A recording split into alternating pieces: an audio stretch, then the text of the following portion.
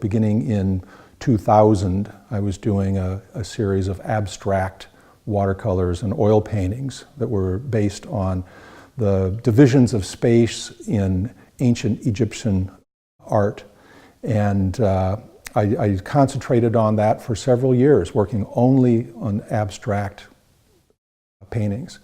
And then 9/11 came along.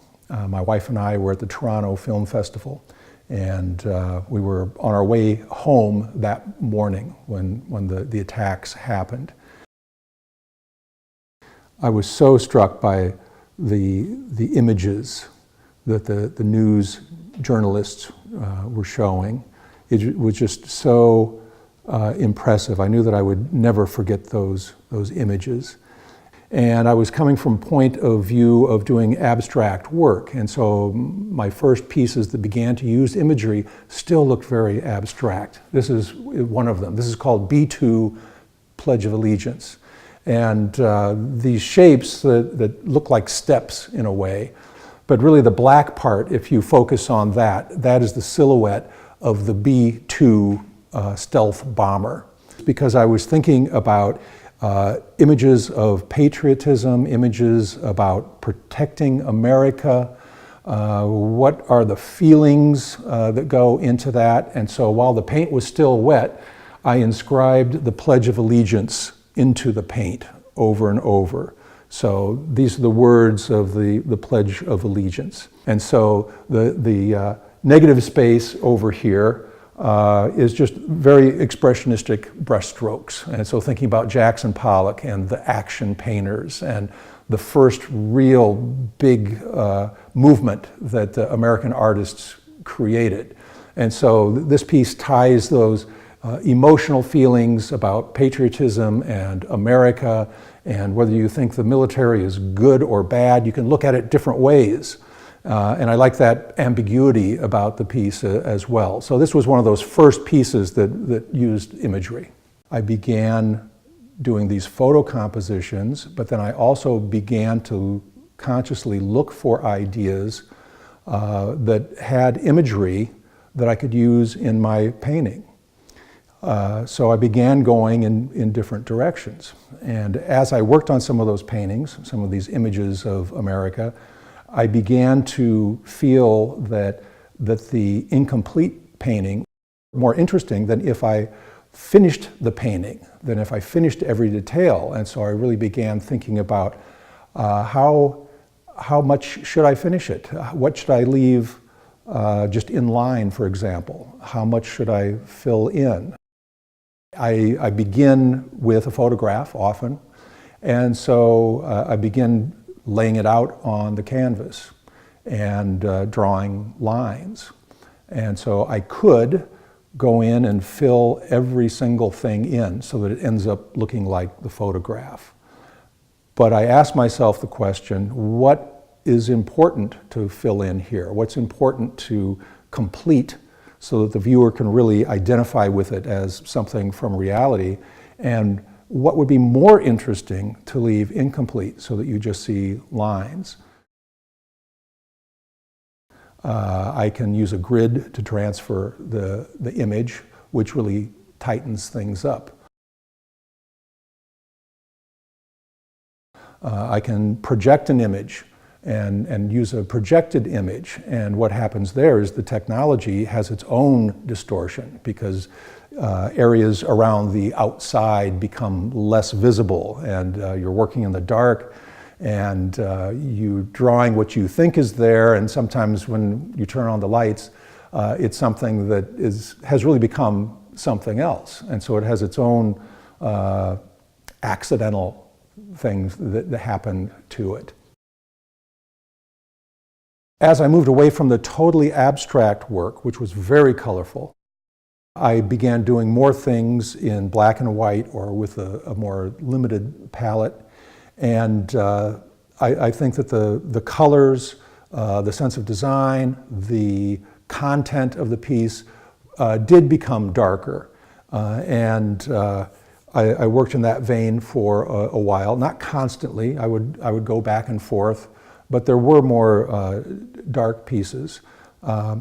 And I think it was important for me to do those pieces and to make those expressions. And I'm actually at a point now where I allow myself to do more beautiful work. It's a relief in a way, and I turn towards some of the darker imagery only when it's meaningful and when it's important to do that. I don't approach the idea or the work with the idea that it's going to be dark now. But I do a lot of black and white things. I go back and forth. Well, in 2004, I had a studio downtown Cedar Rapids, and it was caucus time, and there was a coffee shop practically right downstairs from my studio. And I practically couldn't go buy a cup of coffee without meeting one of the presidential candidates. So I was very interested in politics at the time and getting images of political people.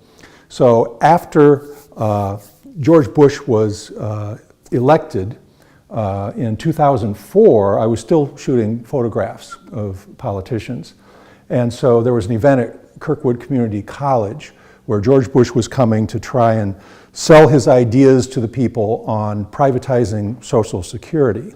So I attended that event, shot a lot of photos, and after he was done speaking, all of the journalists, the photo people, walked up onto the stage as George Bush went down among the crowd. What I did then was to do a painting of it, and as I worked, the ideas of the painting sort of developed with it. The painting took on a life of its own. One of the decisions that I made was to use a projector and project the image that I had shot on the canvas. And in doing that, because the canvas is so big, the lens loses its focus around the edges. And so I wanted to pick out certain pieces of the scene to emphasize them. There was a mat on the floor, a bright blue mat, and I really liked that. And I liked the way that separated the crowd and the president and from all of the journalists and from the people who were there protecting him, the Secret Service. To make those people pop out, all I did was to paint the white of their collars. And so the only person who is completed is the person who all the focus is on, is the president. There is the idea that it does represent different levels of power. The person who is most completed is the most powerful person.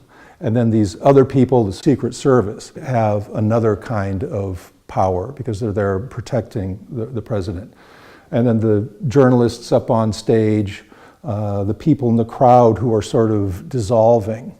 Now, I would not say that all of that was in my mind exactly as I was painting this. It's something that developed and that people have told me that they perceive in this painting. And that's another example that accident is important. So this piece was in my show at the Figge Art Museum.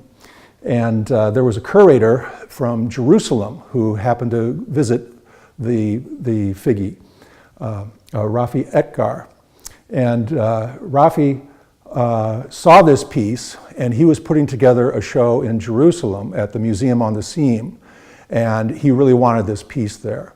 And so they had me crated up, and they shipped it to Jerusalem for the show, and shipped it back after the show.